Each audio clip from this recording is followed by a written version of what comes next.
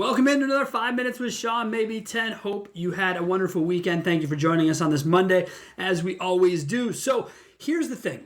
Recently, a conversation came up around my house about pricing on websites, and it got me thinking about not only our business, but other businesses that I engage with. And so my wife and I were looking for, whatever it was. I forget, some service to take care of yourself, right? Whatever it was facials. Whatever. Okay, so all right, so honest. It's facials, right? Here we are talking about making sure you keep the skin nice. You got to do it. You got to do it. You got to do it. And when we did that, you found a lot of places online weren't forthcoming with their price. In some cases, you actually had to still call for price. And even then, it was a vague price that they would talk to you about when you actually showed up in person, which ultimately is something that I know our industry is criticized for on a regular basis, and with much due for it. I just like to know what I'm paying for before I walk in. I don't like to just have a service and then surprise. Well, I mean, they're right, and that's the point, right? From the consumer point of view, that's how it's looked at. So in the car business, when we do that and we think to ourselves, hey, when we put call for price, I have a note written down. Call for price. Why? Okay. Check, price upon availability. Okay. Check availability. Okay. When I had Ben Hadley on my show a couple weeks ago, he talked about the exact same thing. The idea that we're willing to throw out a $500 coupon to someone, right? But we're not willing to show them the full price or actual price of a car they could purchase and do business with today. And I got to thinking that is odd. It is odd. And I'm actually looking at some different real estate things, and some people don't put a ton of pictures online, or they'll put a price online, but it'll be a starting at price. Like if you're looking at new construction, things of that nature. Hell, I started looking at actual home builders, right? Actual home builders don't say shit for the most part. They're like, yeah, we offer everything. We'll take care of everything. And you're just like, okay, that sounds expensive, but maybe it's not, right? Maybe I just need to understand what the price is. So one of the places I finally found a place that was really open about their pricing. Granted, again, it was a starting at, but I take less issue with starting at than call for it or nothing at all. I mean, at least there's a baseline to start from so that I can wrap my own mind around. If I have more questions, at least I know the house I was looking to build cost starting at a minimum of this. I realize probably with my tastes and all the stupid shit that I like to do, it'll probably be over here. But either way, at least I know the starting point. And it's funny because as people talk about this, I had another, one of the guys that I follow on LinkedIn, he had talked about replacing all of his forms and pricing with the idea of chat buttons. So you give everyone a price, and then instead of contact us, it's just an immediate chat. So if someone has questions about what they're seeing, you can immediately engage them. And I thought, okay, I kind of dig that because, again, there's this connection. There's an immediacy for it.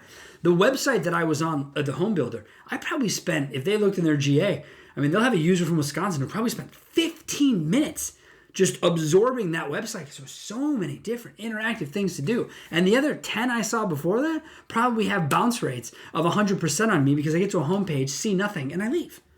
So you have to really consider what is the point of causing a price friction. God, I hate that word because everyone talks about frictionless, but why are we still using call for price?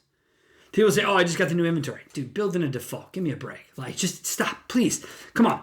Have a price. But it comes down to merchandising as well, which again, I've noticed in the real estate, if you go to places like Zillow, you'll see prices for properties. You'll see tons of pictures. I mean, some places have hundreds, 3D tours, etc. So at least there's cost plus actual research. But in the car dealership world, guys, we're already dealing with people who've been through the most of that.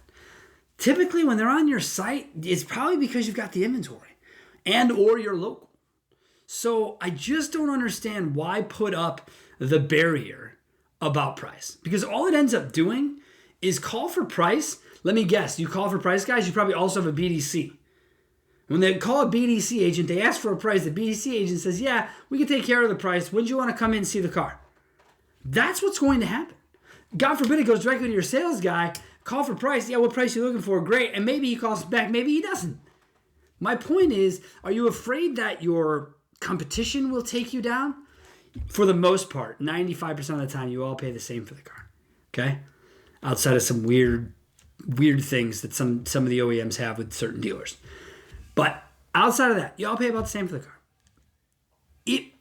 Why does it have to be a race to the bottom for price if you had a great experience? That's kind of my thing.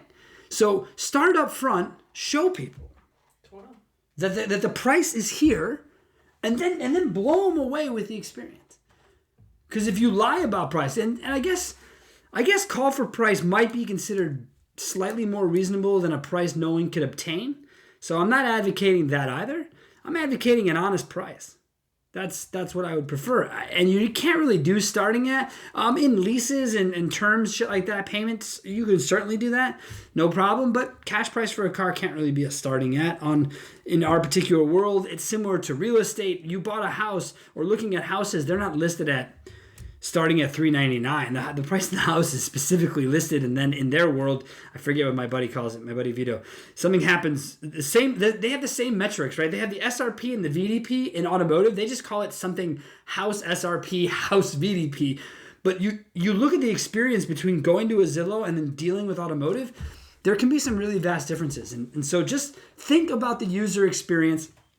Think about yourself when you shop for price. Hell, my wife brought it up to me. We started talking about it around the house. I realized I didn't even have a starting at price on my website. You believe that shit?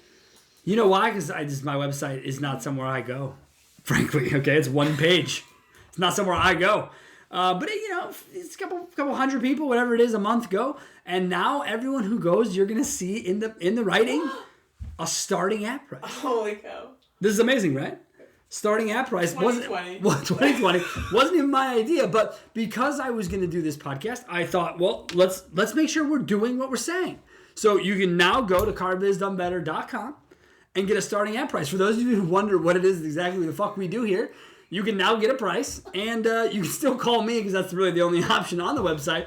Now that you've seen the price, now you can call me. All right?